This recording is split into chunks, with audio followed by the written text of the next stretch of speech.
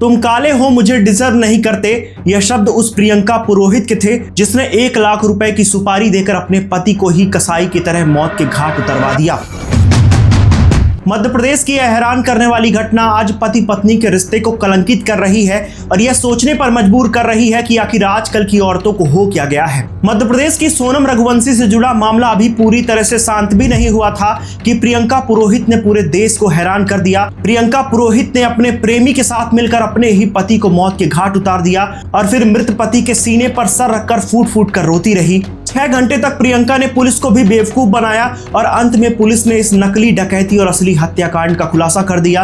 प्रियंका पुरोहित ने किस कदर इस घटना को अंजाम दिया, यह सब कुछ सुनने और जानने के बाद आप हैरान रह जाएंगे।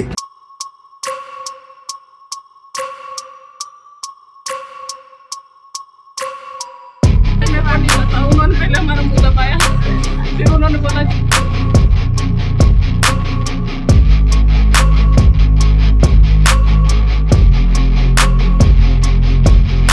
इस कहानी की शुरुआत होती है 1 अप्रैल 2015 में, जब धार जिले के गोंदी खेड़ा में रहने वाले देवकृष्ण पुरोहित का विवाह महाराष्ट्र की पन्ना खेड़ी की रहने वाली प्रियंका से हुआ था। देवकृष्ण और प्रियंका का विवाह पारिवारिक रिश्तेदारी के कारण तय हुआ था। जिस समय दोनों की शादी हुई उस समय दोनों नाबालिग थे और कम उम्र होने के कारण प्रियंका मायके में ही रह रही थी और साल 2020 में ससुराल आई। देवकृष्ण पुरोहित, जिनके पिता किराना की दुकान चलाते थे, और 26 जनवरी 1999 में पिता की अचानक मौत हो गई, जिसके बाद देवकृष्ण ने ही पूरे घर को संभाला और धीरे धीरे करके देव पुरोहित ने मिर्च बेचने का कारोबार किया। इसी व्यापार से उन्होंने खूब सफलता हासिल की।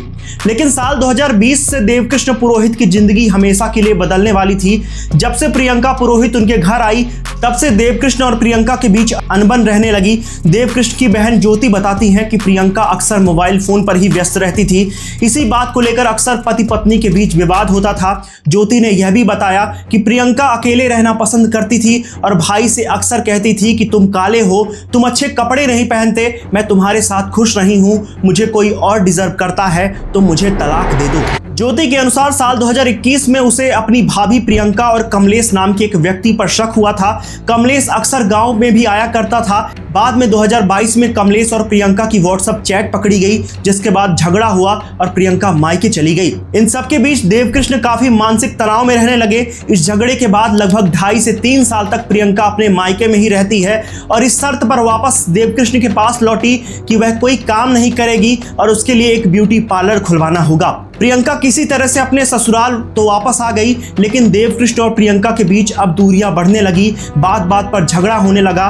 प्रियंका अक्सर छिप छिप कर फोन पर बातें किया करती थी, जिसके कारण अक्सर लड़ाई झगड़े होते थे।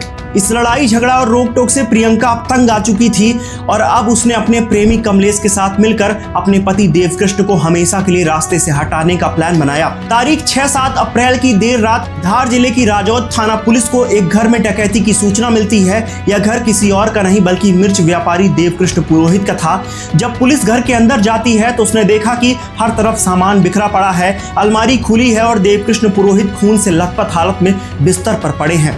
एक तरफ देव पुरोहित की मां रो रही थी और दूसरी तरफ देव पुरोहित की पत्नी प्रियंका अपने मृत पति के सीने पर सर रखकर चीख चीख कर रो रही थी। प्रियंका ने पुलिस को बताया कि घर में देर रात कुछ लोग आए, उन्होंने हम दोनों को अलग किया, 50,000 रुपए कैश और लगभग 3 लाख के गहने लूटे और विरोध करने पर पति को मौत के घाट उतार दिया। प्रियंका ने बताया कि उसे दूसरे कमरे में अलग करके रख दिया और उसके हाथ पैर बांध दिए गए। लेकिन पुलिस ने पाया कि घर में किसी तरह के कोई संघर्ष के निशान नहीं है और प्रियंका को एक खरोच तक नहीं आई और यहीं से पूरा मामला और अधिक संदेह पैदा करता है। पुलिस ने अपनी जांच का दायरा बढ़ाया और मृतक देवकृष्ण पुरोहित की मां और बहन से भी पूछताछ शुरू की।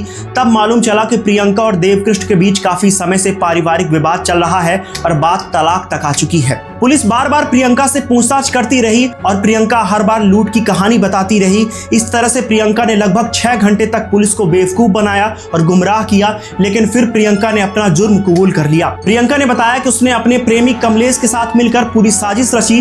प्रियंका ने बताया कि उसने अपने प्रेमी कमलेश के दोस्त साथी अपराधी सुरेंद्र को 1 लाख रुपए की सुपारी दी थी।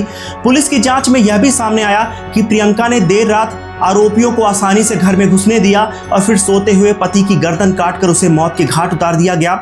इस हत्या की वारदात को छुपाने के लिए इसे लूट की घटना में तब्दील करने की कोशिश की गई। पुलिस ने यह भी बताया कि जानबूझकर घर में सामान बिखेरे गए, जानबूझकर प्रियंका ने खुद को बंधक बनवाया और सबसे बड़ी बात कि यह पूरी वारदात होने के बाद प्रियंका ने अपने प्रेमी और कातिल को भागने के लिए 10 से 15 मिनट का समय दिया, जिसके बाद प्रियंका ने शोर मचाया। इस तरह से पुलिस ने लगभग 36 घंटे के भीतर प्रियंका और उसके प्रेमी कमलेश को गिरफ्तार कर लिया और हत्या के मुख्य आरोपी सुरेंद्र की पुलिस अभी तलाश कर रही है। इस पूरी वारदात को इतने खौफनाक तरीके से अंजाम दिया गया कि आज इसकी चर्चा पूरे देश भर में हो रही है। पुलिस ने घटना में शामिल प्रियंका और उसके प्रेमी कमलेश को तो गिरफ्तार कर लिया, लेकिन इस पूरी घटना में पुरोहित परिवार पूरी तरह से बिखर गया। देवकृष्ण की मां लक्ष्मीबाई पुरोहित, जिन्होंने पहले ही अपने पति को खो दिया था और अब उन्होंने अपने बेटे को भी हमेशा के लिए खो दिया। लक्ष्मीबाई पुरोहित की मांग है कि उनकी बहू को फांसी की सजा दी जाए। उनकी मांग है कि ऐसे लोगों को इतनी कड़ी सजा दी जाए ताकि किसी और मां की कोख सूनी ना हो। दोस्तों, मेरा नाम है संजय और इस पूरे मामले पर आपकी क्या राय है हमें नीचे कमेंट सेक्शन में जरूर बताएं और ऐसे ही तमाम अपडेट्स के लिए बने रहें चीखती आवाजें के साथ। तब तक के लिए धन्यवाद।